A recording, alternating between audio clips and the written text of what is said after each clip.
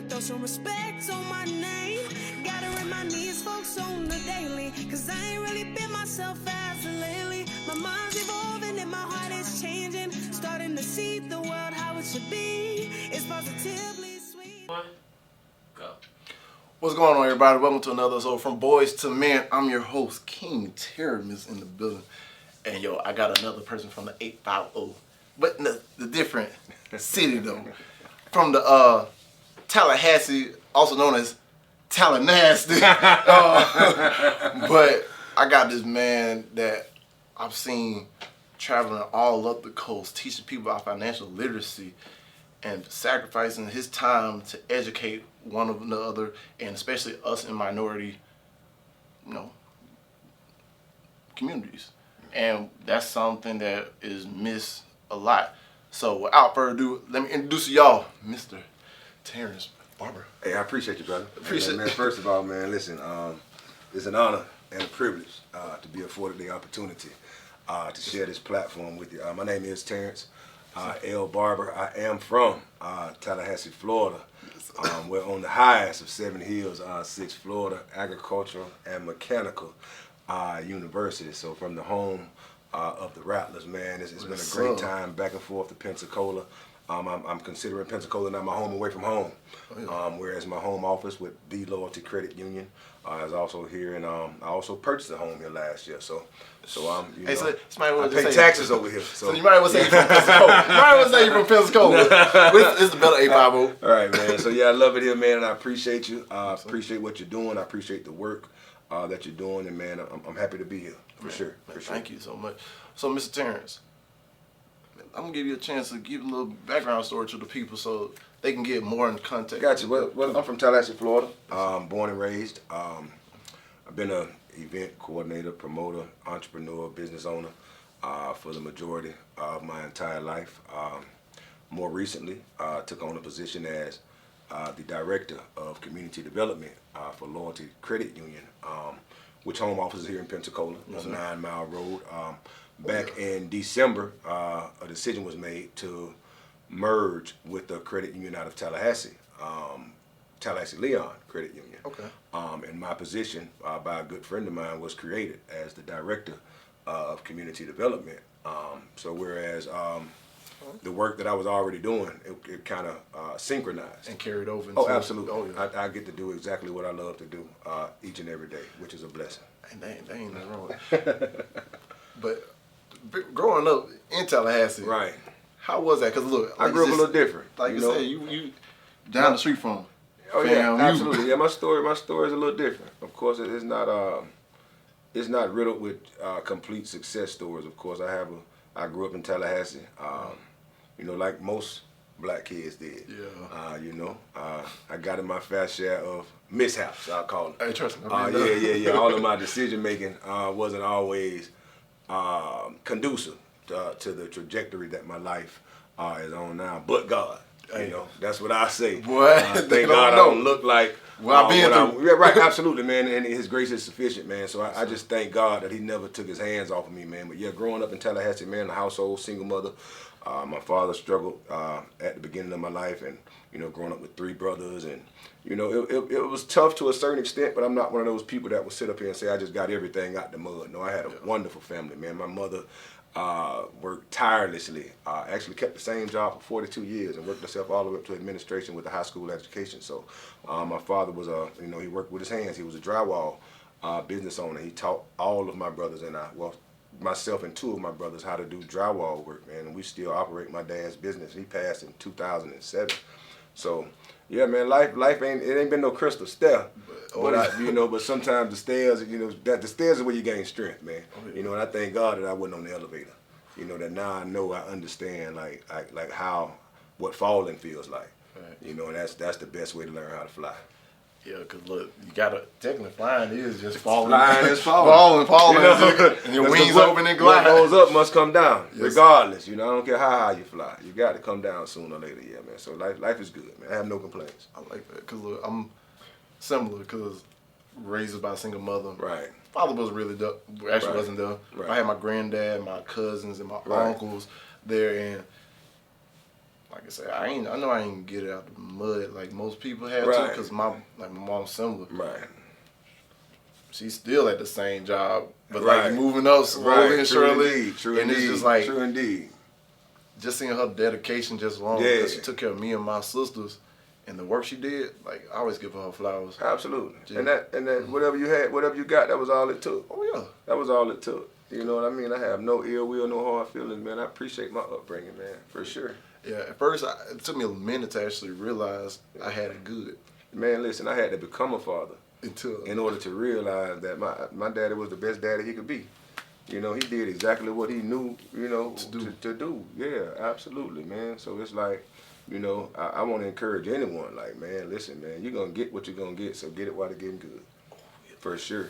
Like, you're going to get what you're going to get, man. Life going to throw you all kind of curveballs, man. You just have to be resilient enough. There's two types of people on this earth, man. That's the people that give up and the people that keep going.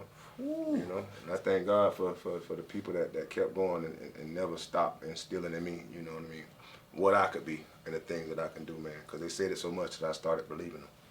I like that. So, being a father. Yes, sir. What has it been? Oh, man. How that experience been? Man, it's probably the hardest, most rewarding, most stressful jobs I've ever had. In all transparency, I became a father for the very first time at the age of 17 years old. Yeah. I became a single father at the age of 23. So I got full custody of my son in my early 20s. So he was placed in my custody. I'll be honest, I didn't go seek after custody for him, but a situation took place. His mother has struggled with some mental health issues and drug abuse issues for the majority of his entire life. Yeah. And when I got the phone call that it was either me or right.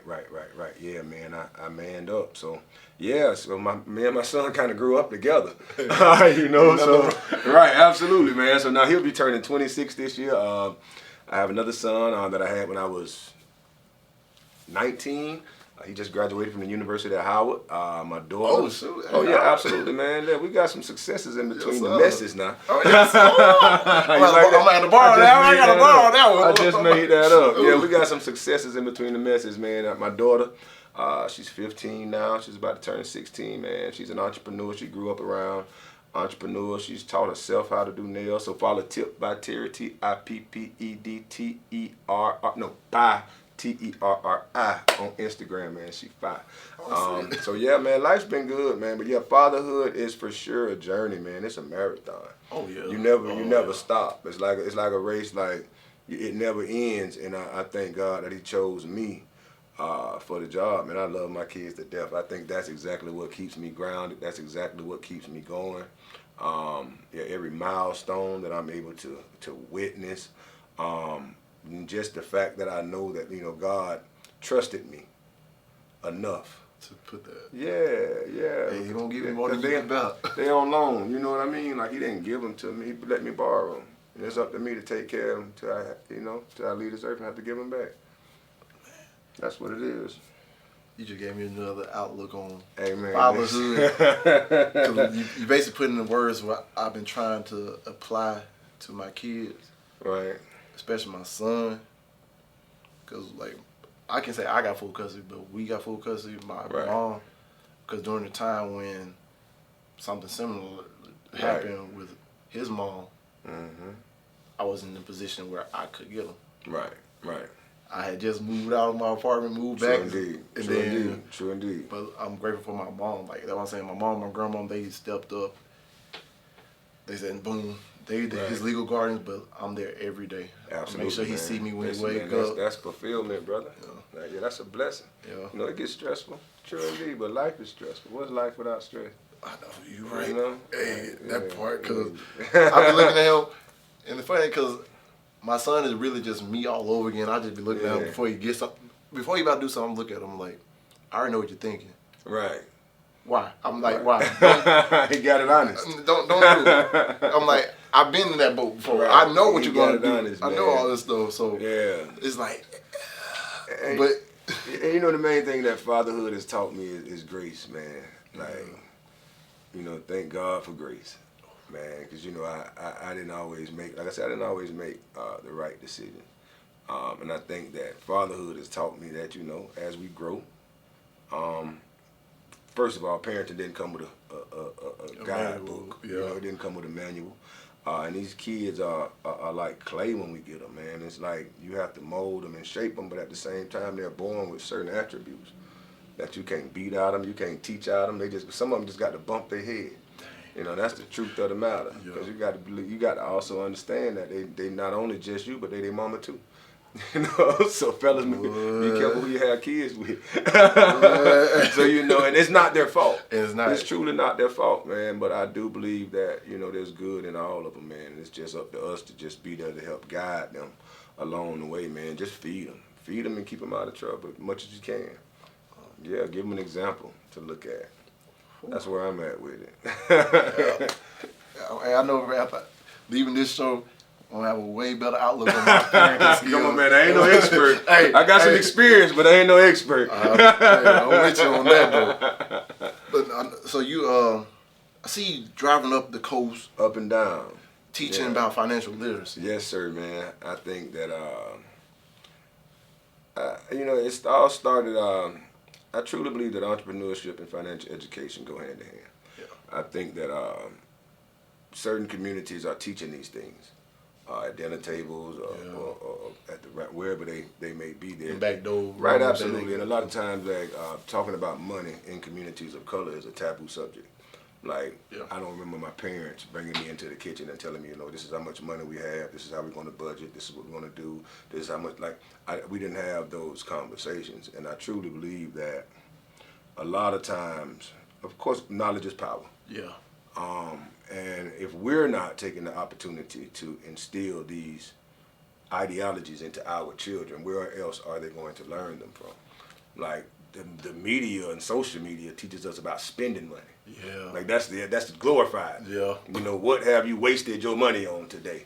Is what every single time these kids logging on to these social sites, that's what they get, you know, embodied with. And we, as myself, in my day-to-day job, and I say, man, if they're gonna pay me to go out and educate folks, that's a win-win situation because I get to change the narrative for a lot of young folks, and that's who my focal point is right now. I did a lot of financial education courses with adults, but of course, adults a lot of times I set in their ways. I have these specific things they need help with, and a lot of times they need to see actual financial counselor. Like you need more help than I can give you in 1 hour. But we do also have a free program for that as well. But yeah, man, just trying to instill the knowledge into our young folks, man. Because the dollar, especially the black dollar in our community, man, it doesn't circulate, man. And a lot of times these kids are being raised to just, you know, go to school and get a job. You know, entrepreneurship is not a lot of times on the table. Trade school isn't on the table. Financial education isn't on the table. Yeah. So I get an opportunity, man, to travel up and down the entire panhandle and help educate kids in a way that is received. You know, because of course representation matters, and I think that a lot of times when I walk into these rooms, I can tell who hasn't been privy to this information, man. So it's a beautiful thing, man. It's a beautiful thing. I love the work that I do. I like it. For sure. So, which community you feel? I ain't gonna say which community you feel like is the furthest behind in that subject? Is it really just us, or is it? I wouldn't say it's just us, but now I mean numbers. Yeah. People lie. Numbers don't. Yeah. And I think that, of course, we all must admit that statistically speaking, the socioeconomic status in communities of color are far behind that of other ethnicities. Yeah. And that's just that's the truth of the matter. Can that change? Are there very affluent people of color? For sure. Yeah. For sure. Like in Tallahassee, Florida A&M has been educating black folks since 1887. So it's not an education gap. There is a wealth gap, for sure. And I think that with poverty, when your parents are so busy trying to make ends meet, when your parents are so busy trying to ensure that the lights stay on or that you have clothes and food on the table, do they really have time to sit you down and teach you about balancing a checkbook or how to? They don't. They don't. Do they have opportunity? Do they have time? Do they have the wherewithal to hire some? I mean, it's just not it's not conducive to a lot of the lifestyle that a lot of these kids grew up. But I wouldn't put a color on it. But I will say that, yeah, statistically speaking, brother, we are sometimes, we need to move the needle. And I try to be a solution-based person as much as possible because, of course, it's easy to point out the problems that we have. But, I mean, if we all sit around and talk about the problems, who's going to talk about the solutions? That is true. Yes, sir. Because I feel like most of the time, that's the only way stuff is going to get done. That's it. Because we can, like, they would do it all the time on the news, talk about what's going on. We hear it all the time. Like, we hear it all what the we time. doing to fix it? We hear it all the time, man. And a lot of times they paint this picture that is, you know, they talk about crime and all these other things and atrocities that plague communities of color, but we don't talk about the poverty and the systematic oppression that comes along with that poverty, and that this crime and all these other things are symptomatic of the poverty. Like if you put money and businesses in this community, if you educate the folks in the community, then the crime rate will decrease. For sure. So yeah, they take the money, but they don't want that to happen because they take the money out of their pocket and they system that they want to keep it running. They want us to keep running. And that's why we have to empower ourselves. Yeah. You know, and I hate to put a color on it, but I'm just saying, like, I feel like every other ethnic, we have to empower ourselves.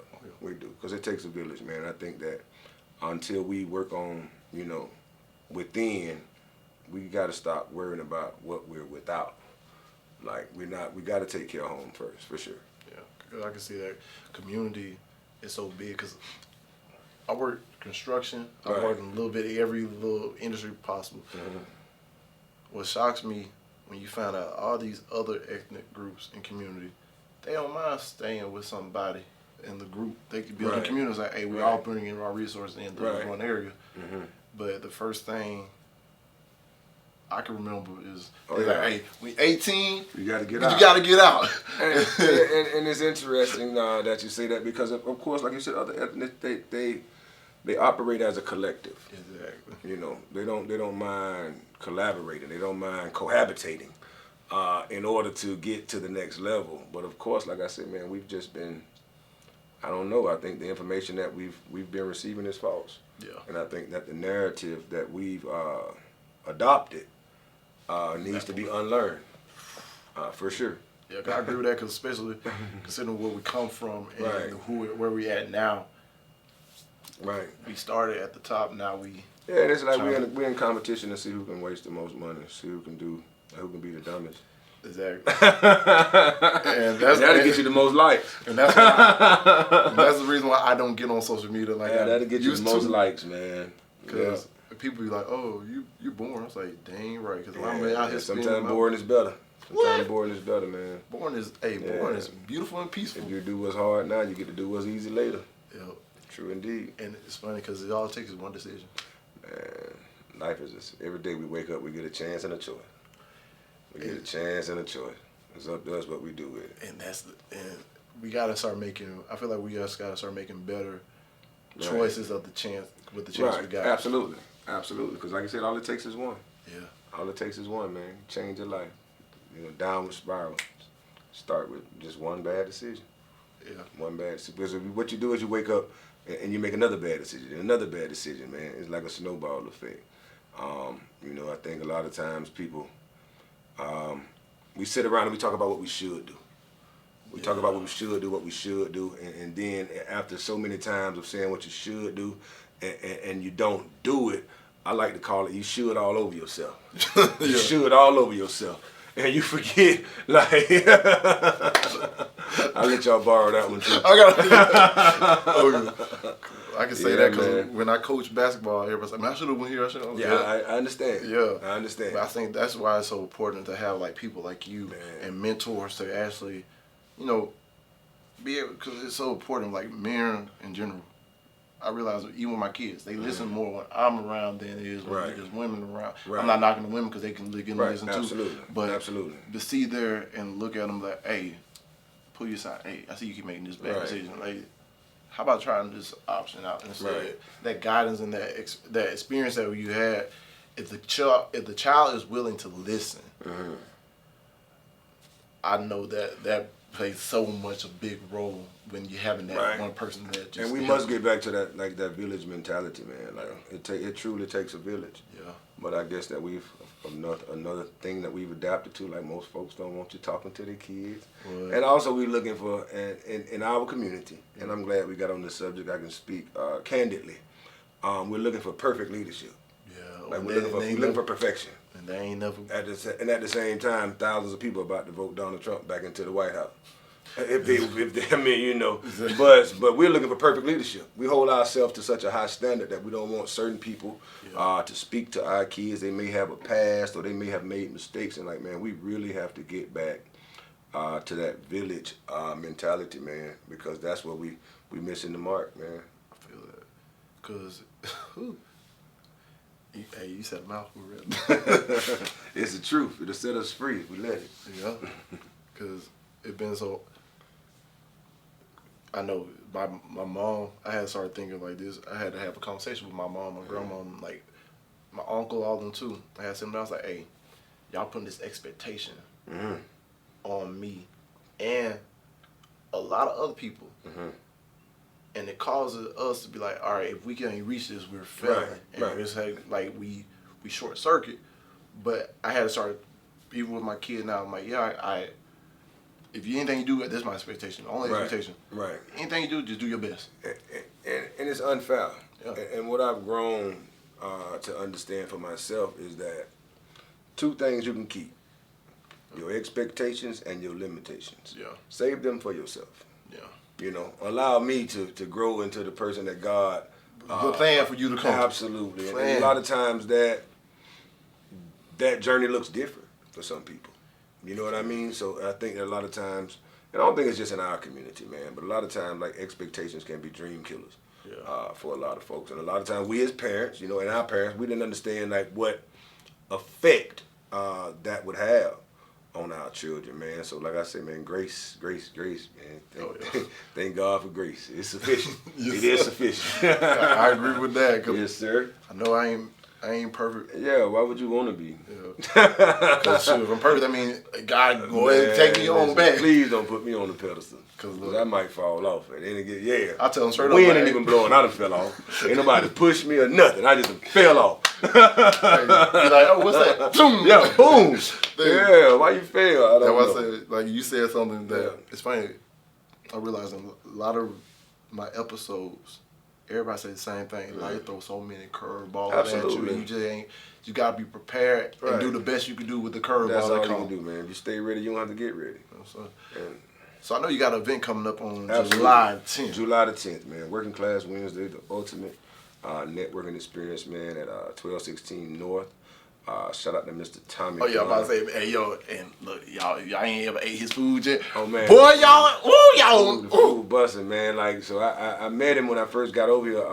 Matter of fact, I think I met him earlier this year, man. And I saw him on social media, and I saw the food, and I tried the food. And he reached out about. He's actually been a long time member at Loyalty Credit Union. He reached out about the venue, and of course, this is my second Working Class Wednesday I've done in Pensacola. I did one back in September, very well received. Like I said, I've been doing it in Tallahassee since 2016, consistently.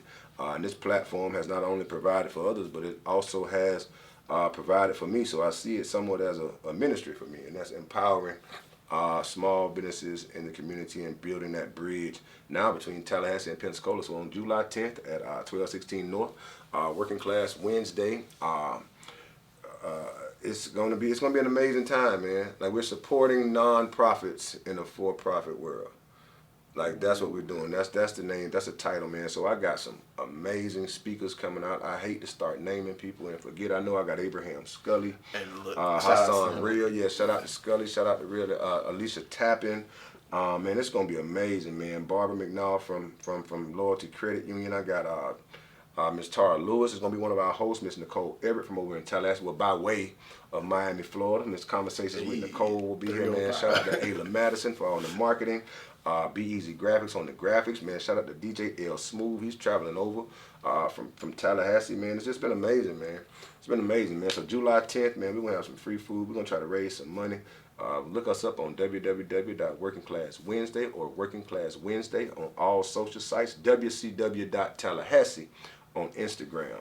It's going to be an amazing evening, man, 6 to 9 p.m., man. So we're inviting not only nonprofits, not only small business owners, but the entire community to come out and fellowship with us, man. It's been an amazing run. It's going to be great, man. It's going to be, don't cost you a quarter. It's an absolute free event. Man, what? Absolutely free event, man. Hey, shoot. Yeah, it's definitely gonna be gotta good. get out there. It's going to be good. And man, and shout out to Scully, because really, Scully been doing his thing. yeah. I went to school. I went to school with Scully at UWF when he was the president of C100. Okay.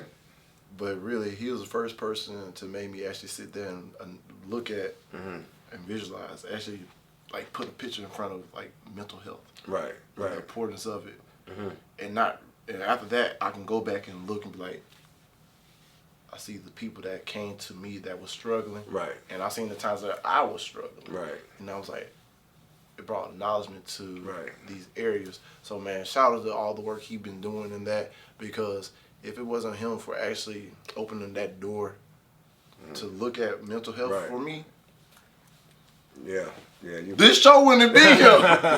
This is what the Sometimes show. that's all it take, man. Sometimes that's all it take, man. So I tell people, man, like we are recreated by the renewing of our mind, man. And like you said, had it not been for just that one influence, I wouldn't know nothing. you just never know. You just never know, man. So yeah, if you see something, say something. Yeah, cause look, now I'll tell y'all right now, it ain't no shame. Men crying, ain't no shame. Find a therapist, ain't no shame. Ain't no shame. Everybody needs somebody Right. to lean on and to talk to. Right. Don't hold it in. Right. Because when you hold it in, it grows and it take over you, and then, like you just said, Right. you fall off. Yeah. And And then, your woman is not your therapist. Your Nope. children aren't your therapist. I would even venture as far to say that your preacher it's not your is therapist. not your therapist. When people seek professional help, I don't want it to be a taboo subject, because when your car breaks down, you go seek a professional. Yep. When you need a haircut, you seek a professional. When you're sick, you seek a professional. Yeah. So when you need someone to talk to, when you need to unpack some things, why would you not See a seek a professional. professional? We're talking about your brain, your mind, the most important muscle on your body. Why would you not seek a professional for this form of maintenance? It just makes no sense. Make that make sense for me, brothers. Make that make sense. Because I remember so many times that now that you said it, certain people be knocking it. Like, especially in our community. In our community, especially Oh, yeah. with religious. Oh, yeah. I'm not trying to knock the religious leaders, but No, they. no, man, listen, I don't mean to cut you off, Yeah, but go ahead. I made a post a couple of weeks ago, and it got me, it had mixed reviews, but don't spend all your time praying. Pray, but don't spend all your time praying. Yeah. I mean, faith without works is dead. And and a lot of times people right now, there are so many people, if you're out there watching, that need to go back. You need to go back to that point where they were broken, and they listen to people tell them that they just need to pray about it and keep going.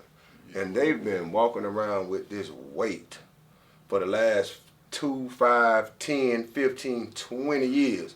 And they're still trying to pray that weight off their heart. You're going to end up with a stroke. Yeah. If you don't go somewhere and get someone to talk to and service that. You need to service that weight to get it off of you, man. And a lot of times in our community, like you said, no knock to religion, but we can't pray everything away. Yeah. If that's the case, my therapist, God rest his soul, he passed away recently, but that boy wasn't cheap. Yeah. And guess what? He was worth every penny. Yeah, Truthfully, yeah. It was worth every dime. Yeah. So yeah, that would be my way of encouraging. Like you said, brother, there's nothing to be ashamed of. Of course, you don't have to make a Facebook post every time you go see your therapist. That really ain't nobody's business. But you a good that's guy. between you, your therapist, and God. Include your therapist into that conversation. And let's not. God put therapists here for a reason. That part. He did. In other communities, these folks have a therapist on retainer. Like, they never fire their therapist. They have a doctor, a dentist, and a therapist. Oh yeah, For sure. I'm mad because like the VA don't cover my therapist no more. Oh man, so that would make me. Hey, that's the only thing that make me mad. I'm like, this is the person I'm finally. When you find that one that boom that connects. Right, and to be quite honest, the disparity is that you can get free health care. Yep. You can get free dental care. There's programs for that. But when it comes to mental health, that's the most important one. and I have not found, like I said, no. Even with I got great insurance. There's still I have to pay. You know, and the copay is much more than when I go see a medical doctor. And I think that a lot of times, like sometimes certain things are out of reach in certain communities. Yeah. And I don't think that's by chance. Yeah. But seek help, man. Seek help. Stop unpacking. Because, I mean, until a man heals, I'm speaking to men, until a man heals, man, you're going to bleed all over everybody that come into contact with you. A lot of times our relationships not lasting. Yeah. We having these gripes with our children, our friends, man, because you haven't healed. A lot of times it's childhood trauma. I don't even get into that. But there's trauma that we're dealing with, man. That we don't even know we're dealing with. We don't even know we're dealing with. It's because it's become a norm. It's like second nature to react a certain way, and we've adopted this ideology that, oh, that's just how I am. No, brother, you got issues. Yeah, you got issues that you need to fix, and we all do. We all do, man. And just like you have to maintenance a car, man, we have to make sure that mentally we are maintaining, getting ourselves maintenance. Hey, I told my uncle that's the trifecta, because it said physical, mental, spiritual. Oh, absolutely. If you don't take care of the mental part, you got it. Then you're going to fail somewhere else. Oh, yeah. You're going to spend almost every day asking God to forgive you. You know? Now you're leaning on your spiritual too much. Yep. Instead of trying to take care of what's going on in Him and making, like you said, better decisions, man. Not, one thing's going to suffer. Yeah. And like you say, brother, we have to try, I'm not telling you that we're going to be balanced every day. There's going to be some days you're going to have to lean on your spirituality more than you do your mental health or your physical health. There's going to be some days you're going to have to tear the gym up. Because that's going to be your therapy for that day. You know what I mean? But we have to make sure that we, like you said, brother, are taking care of all three things, man, in order for us to grow into the men that God. And I don't think we ever stop growing, for sure. Because like you say, as life continues to throw us curveballs, there are going to be some days, trust me. And we all still have them. I don't think they stop. Not in this lifetime. Oh, yeah. And man, ooh, dang. Yeah, man, Mr. Terrance. What's that, brother? Man, look. Man, we can probably show, man. I appreciate that. Man, I thank you for coming, because look, I know if I would probably sit here for hours literally just talking to you. Yeah. I'm going to start charging that. I know, but I know you're right. That's what I was thinking. Look, I know we already said this earlier. Hey, we don't go to a lot of places where we don't make money. And shoot. I appreciate the opportunity, brother. Man, I'm going to come back on here, man. We'll do it all over again. Man, I like what you're doing, man. The doors is always open here. For sure. Especially, y'all, I'm working with a nonprofit called Leah Gibson Foundation. Man, it's a nice space. Nice space. It's a nice space. A lot of community stuff. Matter of fact, they will be providing free mental health care to children. Oh, wow. Coming around soon. So be on the lookout for that. So if you're a child in the local area, make sure y'all sign up. Sign your children up. Yeah. They need somebody to talk to. Right. Hey. You know Lil Ray Ray. The crazy. You know Lil Ray Ray need a little. Yeah. Hey, ain't nothing wrong with it, because look, that's going to make him better. Before he become Big Ray Ray. Because the tools I learned from therapy alone helped me on a lot of dark days, dark moments, and helped me keep moving forward. That and the people that God placed in my life to lean on when I need someone to lean on. So y'all, don't be ashamed to go find some help. Hey, parents, don't be ashamed of getting your kids some help, because everybody needs help. We're not Jesus, or we're not God. Absolutely.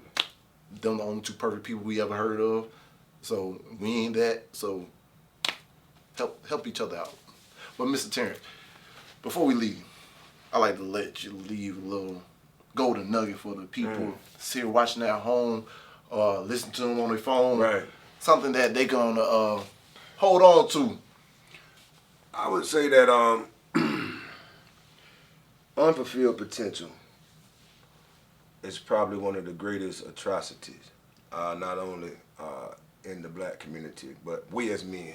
Oh, yeah. There's a stigma placed on us and expectations, and a lot of times we falter. I truly believe that there are only two types of people on this earth, and those are the ones that gave up and the ones that kept going. Oh, yeah. Les Brown has a prolific quote that I like to say in a lot of my speaking engagements, and that's about the graveyard. being the richest place on the earth. Place on earth, man, and that's where all of our unfulfilled potential God gave us goes to rest. He said, imagine being on your deathbed and all of the things you could have become are floating around your bed, saying, you know, we could have come to life, but now we have to die with you. How much you gonna have floating around your bed? How much?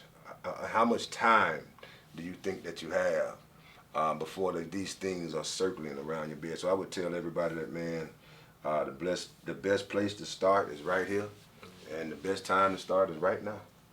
You know. So yeah, man, I hope that this show has encouraged. Brother, thank you again for inviting me, man. I'm willing to come back at any time, and I hope this. I feel refreshed. You know what I mean? I feel refreshed. You know, sometimes this is therapeutic for me because I love to talk. It's the same stuff used to get me in trouble in school. I was just practicing in class. Hey, look, that's why I'm like, hey, this is good though, brother. So yeah, man. Yeah, let's go be great. Let's go be great. I can't even say. Dang, hey, man, look. Yeah, like I said, the door is always open. I appreciate you, brother. And I thank you for even just coming in and just sharing your time. Like, y'all, this man just came in from Tallahassee today. Y'all understand, like, the sacrifice he made just be here. I just say thank you again. Man, it's my ministry, man. It's an opportunity, man. You never know. If we touch one person, we touched enough. Yes, sir. We touched enough. Yes, sir. Oh, man, I'm about to get Mr. Terrance out of this. So look, like I say always before I turn off one of these episodes, y'all remember, dream big dreams, because small dreams have little magic. And how big would you dream if you know you couldn't have failed? And last but not least, remember this, y'all do y'all best and let God take care of the rest. Amen. Man, thank you again, Mr. Terrance. I appreciate you, brother. Thank you, Keyshawn, on the switchboard. Yeah. Yeah. Shout out to Keyshawn. Shout out to Keyshawn. Shout out to Keyshawn. Yeah, Keyshawn Rogers, man. That man is doing a great job right now, helping this bring it from Boys to Men podcast to the new generation. This has been good. Yes, sir. Now, like I said, peace, love, happiness, y'all. We out. Yes, sir. Better throw some respect on my name. Gotta remind these folks on the daily, cause I ain't really been myself as of lately. My mind's evolving and my heart is changing. Starting to see the world how it should be. It's positively sweet, like a half full glass of tea. And I know every day my grandmama prayed for me. Hey, and I know exactly what she probably say about me. Give that girl some love, joy,